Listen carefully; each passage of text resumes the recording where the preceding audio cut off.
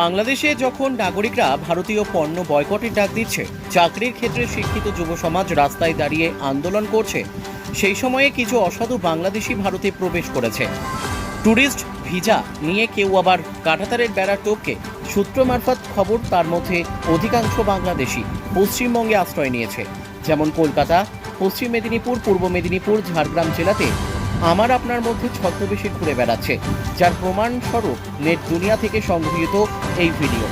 তো অরিজিনাল নাম রফিকুল। তা তুমি বাংলাদেশ থেকে এসছো কবে? 2 মাস।